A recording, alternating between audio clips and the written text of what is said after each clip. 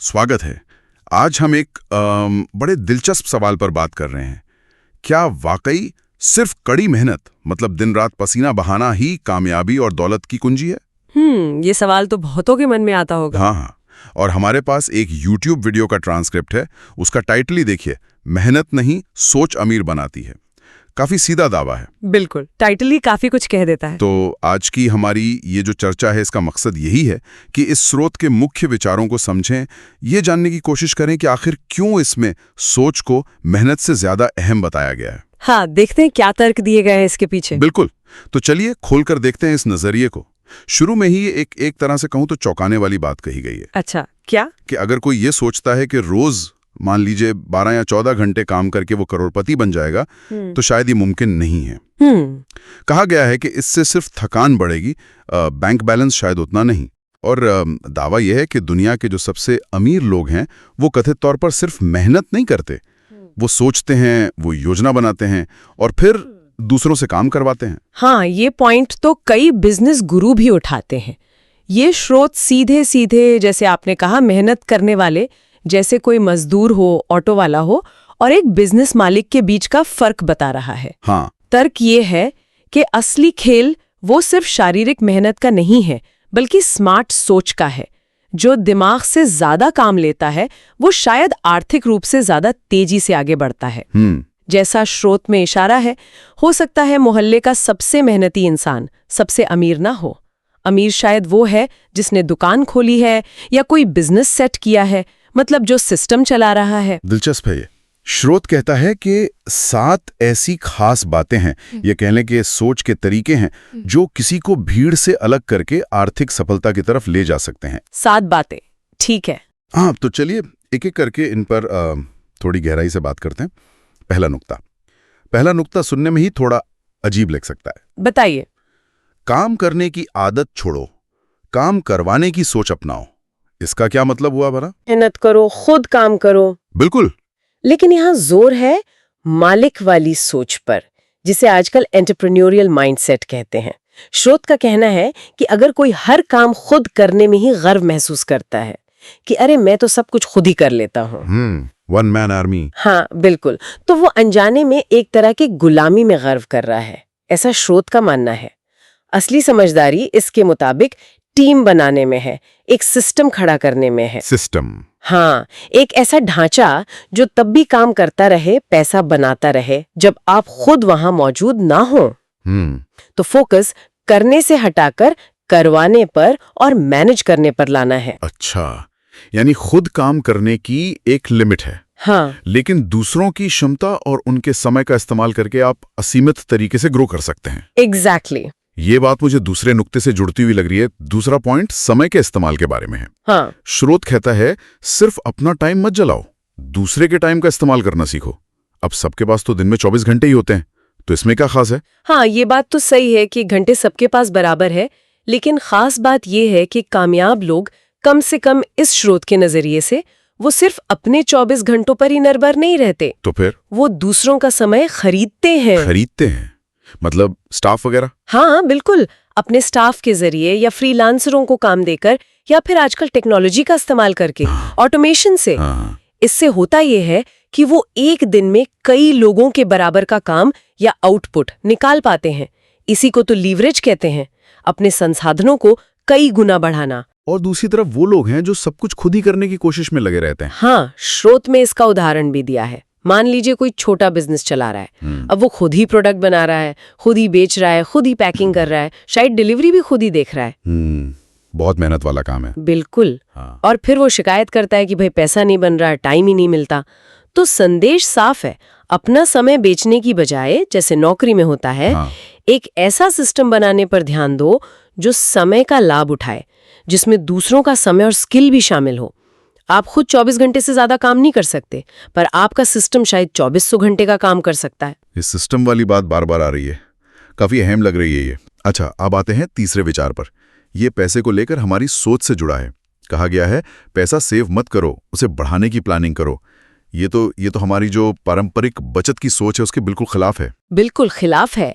और स्रोत यहाँ साफ तौर पर मिडिल क्लास सोच और अमीर सोच का फर्क बताता है। कैसे? आम धारणा यही है कि पैसा बचाओ, बैंक में रखो, एफडी करा दो, सुरक्षित रहो। लेकिन स्रोत कहता है कि अमीर मानसिकता या जो लोग वाकई वेल्थ बनाते हैं वो पैसे को बचाने से कहीं ज्यादा उसे इन्वेस्ट करने पर फोकस करते हैं, उसे काम पर लगाने पर। काम पर लगाना। हाँ, तर्क सीधा सा है। अगर आपका पैसा आपके लिए और पैसा नहीं कमा रहा है तो आपको पूरी जिंदगी खुद पैसे के लिए काम करते रहना पड़ेगा। तो पैसे को एक तरह से अपना कर्मचारी समझें। हाँ बिल्कुल। स्रोत में एक बड़ी अच्छी उपमा दी गई है।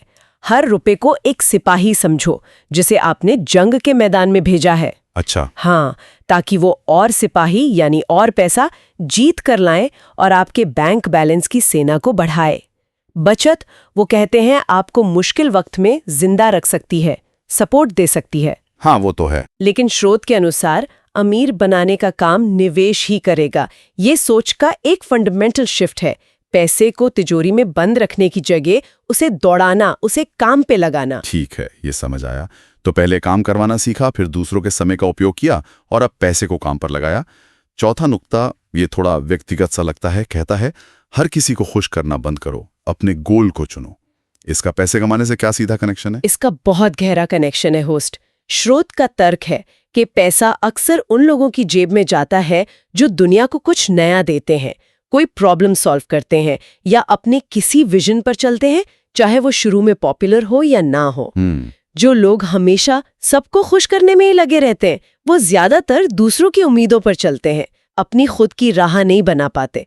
वो सेफ खेलने की कोशिश करते हैं। मतलब अगर आप हमेशा भीड़ के साथ ही चलते रहेंगे तो आप बस भीड़ का एक हिस्सा ही बने रहेंगे, कुछ अलग नहीं कर पाएंगे। एग्जैक्टली, यही बात है। स्रोत कहता है कि इतिहास वो नहीं लिखते जो भीड़ को फॉलो करते हैं, इतिहास वो लिखते हैं जो भीड़ से अलग हटकर अपनी धुन पर चलते हैं। ये एक तरह से आप कह सकते हैं आत्मचिंतन का बुलावा है कि क्या जीवन दूसरों की तारीफ पाने या उनकी आलोचना से बचने में ही बीत रहा है, या फिर अपने असली लक्ष्यों और सपनों को पूरा करने में लग रहा है।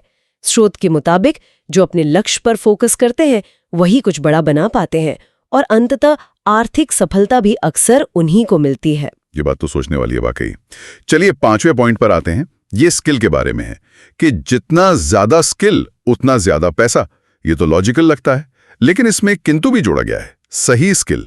इसका क्या मतलब हुआ, सही स्किल? हाँ, आज के जमाने में ये तो क्लियर है कि सिर्फ फिजिकल मेहनत से ज्यादा स्किल यानी हुनर की कीमत है, इसमें कोई दो राय नहीं। लेकिन स्रोत यहाँ एक चेतावनी देता है। क्या? कि हर स्किल आपको अमीर नहीं बनाएगी। अगर आप वही आम स्किल सीख रहे हैं जो लाखों लोग सीख रहे हैं, मान लीजिए कोई बेसिक कंप्यूटर कोर्स या कोई आम भाषा, तो आपकी कमाई भी औसत ही रहेगी। क्यों? क्योंकि सप्लाई बहुत ज्यादा है। डिमांड सप्लाई का खेल। बिल्कुल। तो सही स्किल कौन सी है? हाँ, वही। स्रोत के अनुसार सही स्किल वो है जिसकी बाजार में अच्छी मांग हो, जो लोगों की कोई बड़ी समस्या हल करती हो और जिसे कम लोग जानते हो या कर पाते हो। मतलब थोड़ी यूनिक हो। अच्छा। अगर आप ऐसी कोई यूनिक और जरूरी स्किल सीख लेते हैं तो आप अपनी कीमत खुद तय कर सकते हैं, आप डिमांड में होंगे। स्रोत तो यहाँ तक कहता है कि ऐसी स्किल से पैसे छापे जा सकते हैं। तो महत्वपूर्ण सिर्फ ये नहीं कि आप कितनी स्किल सीख रहे हैं, बल्कि ये है कि आप कौन सी स्किल सीख रहे हैं और क्या वो स्किल बाजार की किसी जरूरत को पूरा करती है। फोकस बिल्कुल सही जगह होना चाहिए, स्किल चुनते वक्त भी। ठीक है, अब आते हैं छठे विचार पर, और मुझे लगता है ये कई लोगों के लिए सबसे मुश्किल होता होगा। कौन सा? रिस्क लेना। स्रोत कहता है रिस्क से मत डरो, डर से बड़ा रिस्क कोई नहीं। ये तो बहुत बड़ी बात कह दी। हाँ, और स्रोत इस पॉइंट को बहुत ही ज्यादा महत्व देता है, बहुत ज्यादा। इसमें उदाहरण दिए गए हैं जैसे राइट ब्रदर्स के, जिन्होंने उड़ने का सपना देखा जब सब कहते थे ये नामुमकिन है। हाँ। एडिसन का उदाहरण है जो बल्ब बनाने में हजारों बार फेल हुए। या फिर हर उस उद्यमी का जिसने अपनी सेफ सिक्योर नौकरी छोड़कर अपना बिजनेस शुरू करने का रिस्क लिया। तर्क यह है कि बिना रिस्क लिए कुछ भी नया बनाना, कुछ इनोवेट करना या जिंदगी में आगे बढ़ना ये संभव ही नहीं है। लेकिन रिस्क में तो नुकसान का डर रहता है, फेल होने का डर, सब कुछ गंवाने का डर। बिल्कुल होता है। डर स्वाभाविक है, जॉब छोड़ना, बिजनेस में पैसा लगाना, ये सब बाहरी तौर पर रिस्क जैसा लगता है। पर स्रोत यहाँ एक पलटा सवाल पूछता है। क्या सारी जिंदगी वहीं अटके रहना जहां आप आज हैं, ये कम बड़ा रिस्क है? 10 साल बाद, 20 साल बाद पीछे मुड़कर देखना और सोचना कि काश काश मैंने उस दिन कोशिश की होती। स्रोत के अनुसार ये डर और ये पछतावा ही असल में सबसे बड़ा रिस्क है, जिंदगी न बदल पाने का रिस्क। इसमें एक चक्कर की बात भी कही गई है, शायद रिस्क लेने से जुड़ा हुआ। हाँ, एक बड़ा दिलचस्प साइकिल बताया गया है कि रिस्क लोगे तो शायद गिरोगे, ये पॉसिबल है। गिरोगे तो सीखोगे, आपको पता चलेगा क्या गलत हुआ। सीखोगे तो उठोगे, दोबारा कोशिश करोगे, और उठोगे तो जीतोगे कभी ना कभी। वाह। असली हार गिरना नहीं है, असली हार है डर कर कोशिश ही ना करना, मैदान छोड़ देना। स्रोत की एक लाइन मुझे याद आ रही है, बड़ी दमदार है। जो डर गया वो मर गया, और जो रिस्क लेकर लड़ गया वही बना विजेता। ये जोखिम लेने की मानसिकता को सफलता के लिए एकदम अनिवार्य मानता है। ये वाकई काफी शक्तिशाली विचार है, डर से बड़ा रिस्क कोई नहीं। अच्छा, और अब आखिरी 7वां नुक्ता, जो शायद इन सब बातों को एक साथ बांध का है, वह है कामयाबी पाने के लिए माहौल बदलो, सोच तो अपने आप बदलेगी। माहौल का इतना असर होता है? स्रोत के अनुसार बहुत ज्यादा, बहुत ही ज्यादा। दिमाग की तुलना एक उपजाऊ मिट्टी से की गई है। मिट्टी से? कैसे? जैसे मिट्टी में जैसा बीज बोएंगे, जैसी खाद पानी देंगे, वैसी ही फसल उगेगी ना। वैसे ही हमारा दिमाग है।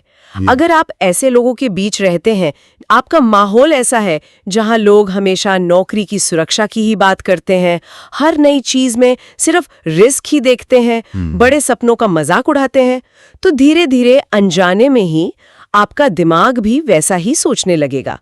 आप बड़े सपने देखने से भी डरने लगेंगे।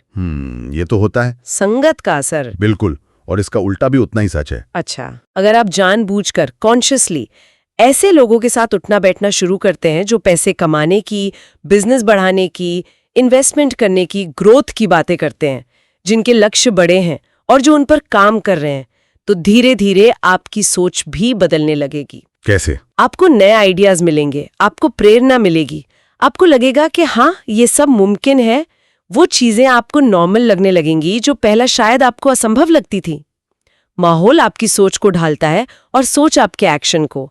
इसीलिए सही माहौल चुनना बहुत बहुत जरूरी बताया गया है। तो अगर हम इन 7 बातों को एक साथ देखें, काम करवाना सीखना, दूसरों के समय और पैसे का सही इस्तेमाल करना, अपने लक्ष्य पर टिके रहना, सिर्फ स्किल नहीं, सही स्किल चुनना, रिस्क लेने से ना डरना और सही माहौल में रहना, तो इस स्रोत का निचोड़ सार यही निकलता है कि सिर्फ गधे की तरह मेहनत करते रहना शायद अमीर बनने का फॉर्मूला नहीं है। असली खेल तो सोच बदलने का है, स्मार्ट तरीके अपनाने का है। बहुत साफ शब्दों में कहता है कि अब तक शायद हम यही सोचते आए कि बस मेहनत करता रहूंगा, एक दिन ऊपर वाला भी देखेगा। हाँ, ये लाइन तो बहुत सुनी है ना? लेकिन ये समझने का समय है कि ऊपर वाला भी शायद उनकी मदद करता है जो मेहनत के साथ साथ दिमाग का भी इस्तेमाल करते हैं, अपनी सोच बदलते हैं। स्रोत इसे एक तरह का खुदा का भेजा हुआ सच कहता है, जिसे आप समझने की जरूरत है। स्रोत में एक सीधी चुनौती भी दी गई है। एक सवाल पूछा गया है हमसे, सुनने वालों से, कि अब ये खून पसीना कब तक बहेगा? क्या अब वक्त नहीं आ गया कि दिमाग चलाया जाए, सोच बदली जाए और पैसे को अपने लिए काम पर लगाया जाए, और वो जो कल से करूंगा, देखते हैं वाली टालम टोल की आदत है, उसे छोड़ने का आह्वान किया गया है अभी इसी वक्त। बिल्कुल, एक्शन लेने की बात है। और अंत में एक बड़ा दावा किया गया है। स्रोत कहता है कि अगर ये 7 बातें किसी के दिमाग में ठीक से बैठ गईं और उसने इन्हें अपनी जिंदगी में उतार लिया, तो वो भी करोड़ों का खेल खेल सकता है। करोड़ों का खेल? हाँ, तो फैसला हर सुनने वाले का अपना है। सिर्फ मेहनत करते रहना है या स्मार्ट तरीके से सोचना और काम करना है, सिर्फ पसीना बहाना है या प्लान बनाना है। लेकिन स्रोत का मानना है कि चुने हुए रास्ते से मंजिल वो पूरी तरह बदल सकती है। ये बातें निश्चित रूप से सोचने पर मजबूर करती हैं। और यहीं पर मैं एक सवाल छोड़ना चाहूंगा जिस पे शायद हम या हमारे श्रोता आगे विचार कर सकते हैं। जरूर। अगर सोच बदलना इतना ही शक्तिशाली है जैसा कि ये स्रोत जोर देकर कह रहा है, तो किसी व्यक्ति के लिए पहला व्यवहारिक कदम क्या हो सकता है? पहला स्टेप क्या हो जिससे उसकी सोच बदलना शुरू हो सके, खासकर तब जब उसका मौजूदा माहौल, उसके आसपास के लोग उसे पुरानी सोच में ही जकड़े रखना चाहते हो? वो पहला ट्रिगर पॉइंट क्या हो सकता है? बहुत अच्छा सवाल है। इस पर सोचना वाकई दिलचस्प होगा।